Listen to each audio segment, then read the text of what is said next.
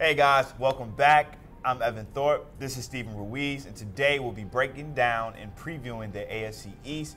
And let's start with the team that always wins this division, the New England Patriots. Last year, they made it all the way up to the Super Bowl, lost to the Philadelphia Eagles. They had 13 wins, but Vegas has them at 11 wins. Do you see them reaching 11 wins or kind of falling back? I mean, I'm just going to go over 11 wins just because they seem to win 12 every year, and I'm just going to keep going with that until they don't. But you have to worry about this team because you don't know if Tom Brady's going to eventually decline. We ask that every year, but this year he doesn't really have an offensive line, so he might take more hits. So it might not be a matter of whether his play declines. It might be him just being injured. With that in mind, I'm still going to take the over. I think they get to 12 wins. All right, so next up we have basically every other team in this division is not as good. We have the Bills first. Last year they snuck into the wild card. They won 9 games, but Vegas has them at 6.5. Do you see them reaching 7 wins or winning close to 6 or 5? I think this is the worst team in the NFL. And the quarterback situation got worse somehow, and it wasn't that great a year ago. Obviously, they benched their quarterback in the middle of the year. That was a mistake. But they got rid of Tyrod Taylor, and they replaced him with A.J. McCarron, who's unproven. The only time we've ever seen him play was with that 2015 Bengals team, and he wasn't very good, even though he had so much talent around him. The defense just fell off a cliff late last year, so I'm going to say under. I'm going to say way under. I'm going to say they're a 3-13 team. The next team we have is probably the only team that can get a win versus the Patriots every year. The Miami Dolphins, last year they won 6 games, and Vegas has them right there again with 6 wins. They lost a lot of talent this offseason. Do you think they can reach 6 games? Yeah, I'm higher on this team than most people are because I think the quarterback position is way improved. They don't have Jay Cutler, and they're just sulking on the sideline anymore.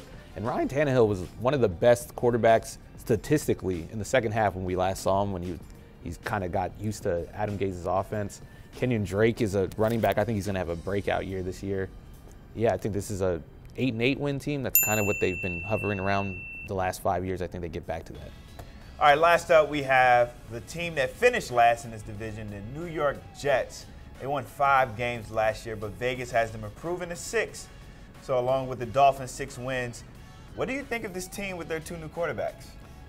I think it comes down to that whoever starts at quarterback. If it's Darnold, then I expect growing pains. I don't think they're going to be I don't want to say as good as last year because they surprised a lot of people with 5 wins. I think they'll hover around that same win total. But if Teddy Bridgewater wins that job after what we saw him do in that first preseason game, I think this could be a 7-9, 8-8 team because that young defense surprised a lot of people last year, and it's only going to get better, and they added Tremaine Johnson in free agency.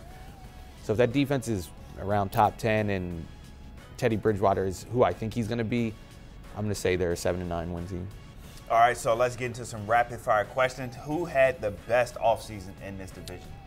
I'm going to say the Jets, just because they improved that quarterback situation so much. And now you have a younger guy with potential in Teddy Bridgewater. Last time we saw him, he looked like a franchise quarterback, but we don't know how he's going to come back from the knee. And then you have Sam Darnold, who might be the most pro-ready quarterback from the draft. I think they had the best all-around offseason. The rest of these teams really had bad offseasons. All right, so who had the worst of the bad offseasons?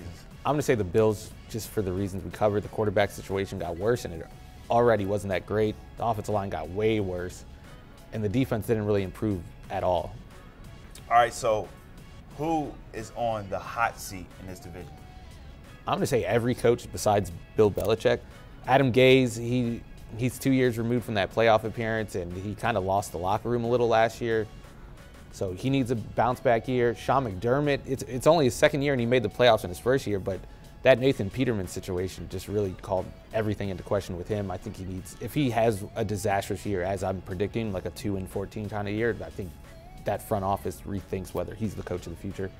And then Todd Bowles has been on the hot seat since that 10-6 year a couple years ago. All right, who is the rookie to watch in this division? I'm going to say Sony Michel, just for the reason I mentioned earlier with Brady. He's going to take a lot more hits. He might be a little more banged up. I think the Patriots are going to try to dial back what they ask of him, kind of like what the Saints did last year with Drew Brees, with Alvin Kamara. They're going to try to get him the ball more. All right, biggest X factor, is it Brady? I would say, I mean, it's always, if Brady gets hurt, obviously the Patriots are going to suffer. But I'm going to say whoever wins the Jets quarterback battle, that changes that team. Whether it's McCown, if it's McCown, I think they hover around the same record. If it's Darnold, they might win 1 or 2 less games. But I think if it's Bridgewater, they might challenge for a wild card spot. Okay, so division winner, do we even have to say? No, it's the Patriots.